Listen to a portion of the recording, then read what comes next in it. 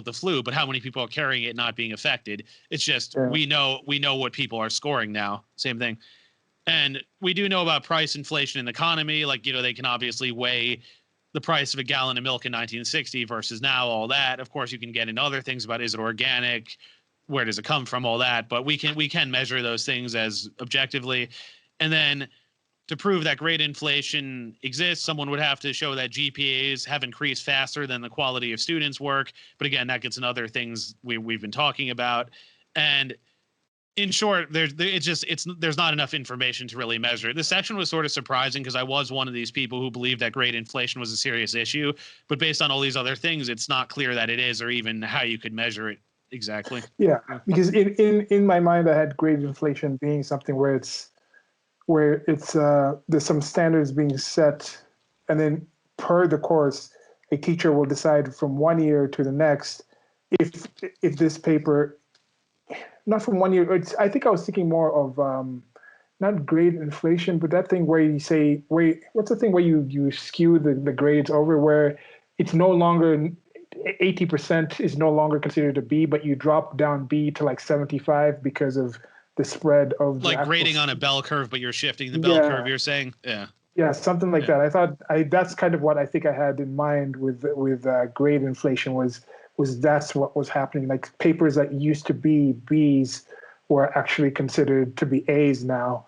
And we have things like in Common Core. I have some friends who are teachers, and I've talked to some of my older teachers and professors and talking about something in Common Core where it's like, okay, automatically, if somebody just writes their name, they get 50 points out of 100.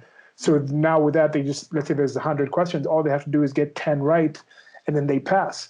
So at the bottom, if that's part of it in there, that might not be directly inflating the grades, but then now if you have less people who can actually fail because you've already been given that basic 50% just by showing up or putting down your name on the paper, that might be included in there. Then you have fewer people failing, and then that could be a form of grade manipulation. But I guess what they're talking about was inflation was entire departments saying like, no, the schools themselves don't happen to be doing better. But then if you add, like, let's say you had a class, a school that was perfect fine arts, and that was all it was high level fine art portraiture with like making your own oil paints, your own canvases, and going in and digging and doing just like the way the old masters did.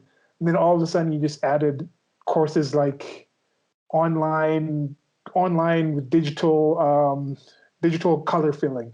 You now had a course for that. Then 50%, all of a sudden you have 50% more people in your school actually taking that course where they're just filling in colors on some digital things where they can do it over and over again. That might raise the amounts of people getting A's, but the actual content of the school would be reduced. So I don't know if they've looked in for that, where it's like, okay, certain schools are offering now more things that might not actually be as academically dense or valid as these other things, or they might be so specialized that if somebody decides to take that, chances are they'll like it enough to actually put in the time. So that's the thing, like you said, is it's problematic, and it's hard to really understand and compare these things. They don't delve into that particular issue, but I've sort of observed it myself, where it's like there's classes on Ebonics now. There was like a class about Beyonce at Rutgers. So again, it's like, if a bunch of like high school kids come out and they decide, oh, we'll take this, we'll get an easy grade. It's like, yeah, you have more A's, but it's like, it's not the same as if everyone takes physics or something, where it's like, you're going to see a lot more people struggling. I know, for example, at culinary school, one of the issues has become, I mentioned previously, you used to have 2 years of restaurant experience. Now they waived that. So because of that, you're getting people who aren't as good and people who are going to struggle, but the teachers are actually told we have to pass a certain percentage of students each time. So in that case, I wondered, have they watered down the curricula to a point? And there's also rules too about you can't fail people with certain disabilities. So like for example, there was a guy I knew who had a hearing issue, and the rumor was that's why he kept getting passed, even though he was horrible, because if they failed him, he could say I'm being discriminated against and then sue the school or something. So they were sort of like letting him slide through things. But then it's like he went out into the real world. I remember they said for his internship, they just had him washing dishes for the last like month or two because they were like, this guy can't do anything. So that's the thing. I mean, the real world reality you can't avoid reality. Eventually, it's going to sort out who's good and bad. It's just the criticism is if they're lying to students and telling them, "Oh yeah, you're doing a great job," they get out into the real world and it's like, no, this isn't the case. Yeah, I we're just talking about that. I think if you don't mind, I might read these. Sure. I just found I was trying to find strange college courses. Now this isn't full on degrees, but this is this courses. Okay, there's some here from the Federalist. So yes, I'm reading far right. This is a far right conversation now, and it's going to be banned because it's reading from the Federalist. University of Illinois, English 277, gender in gaming. University of Michigan, women's studies, eco/queer/feminist art practices. University of Minnesota, Marks for Today. This is a 3405. Northwestern University, Unsettling Whiteness. Swarthmore College, Queering God, Feminist and Queer Theory. Middlebury College, American Misogyny. Davidson College, Latinx Sexual Dissidence and Guerrilla Translation. Princeton University, Marx in the 21st Century. That one doesn't really seem that odd. Okay, it's a course. No. It's not. Yeah. Like I said, these are not majors. I think Marx in the 21st Century is in this one they go into actual details about the course. So, what would have Marx in the 21st century? Our seminar will examine the contemporary viability of Marx's fundamental concepts such as labor, exploitation, ideology, and revolution. How these concepts can be reimagined for a specific shape of contemporary capitalism. What can Marxism learn from? It seems like a practical thing. You can check these out on the Federalist if you want yourself and see if these make sense. Pomona College, Queer in Childhood, University of Georgia, Cuba, and from the Emancipation to Revolution. Some of these seem okay. Yeah. Globalism, Capitalism, and Racism. That's from University of Tennessee. Yeah, I don't see a problem with that one. Yeah. Brown University, Humanity or Nah. Blackness, Gender, Resistance, and Memory in Monuments, Maps, and Archives. Okay, that sounds kind of weird. I think this might be somebody who just started it up on themselves, like they just decided to go in. And now this is for Ranker. Sorry, for this one.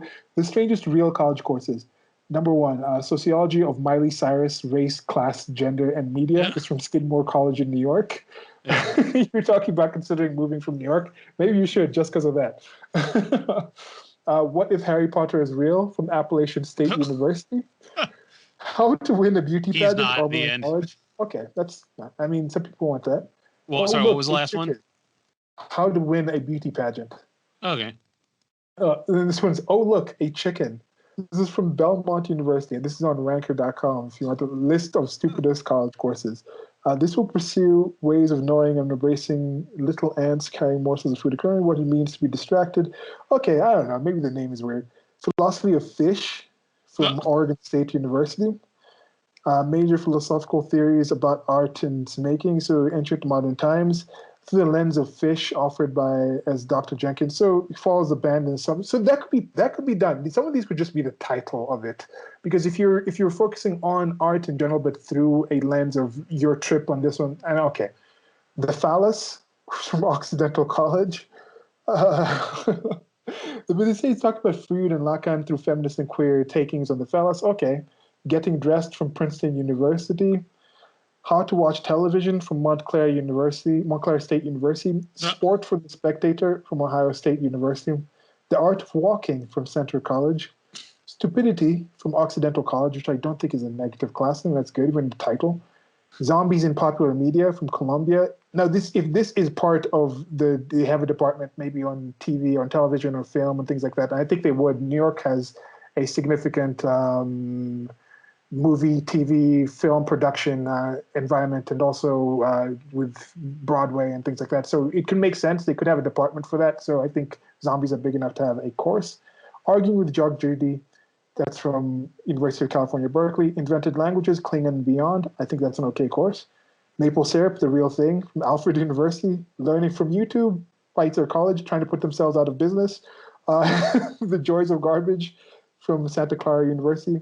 Virtual People from Stanford, Cyber Porn in Society from Buffalo. There's 2 more.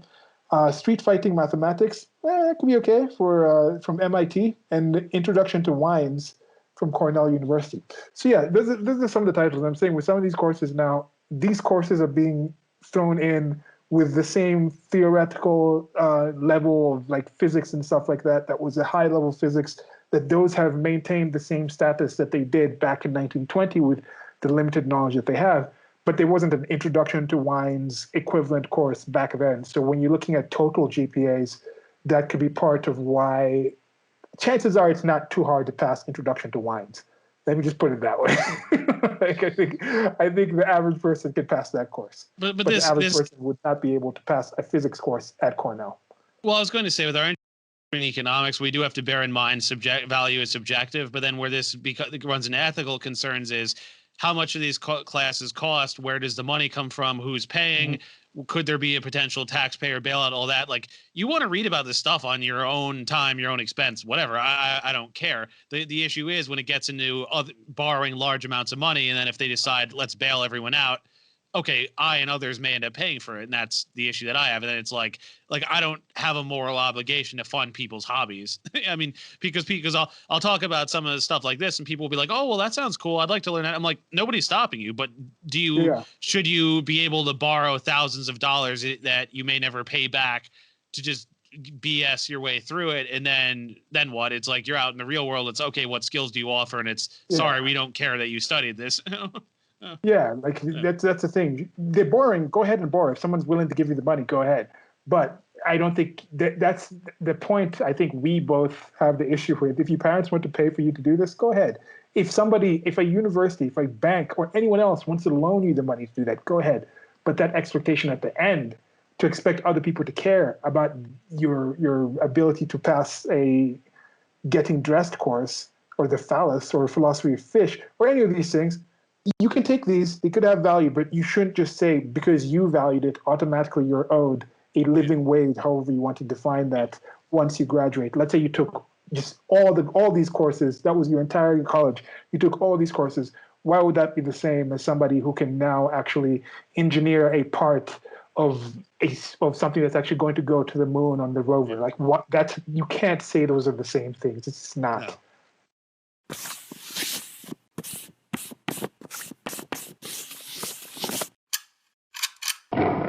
Thank you for listening. This has been a clip from an actual longer recording that I'll try to leave a link to on the screen or somewhere around here where you're listening to this. Presents. Presents. Presents. Presents. Peasants. Okay. Okay.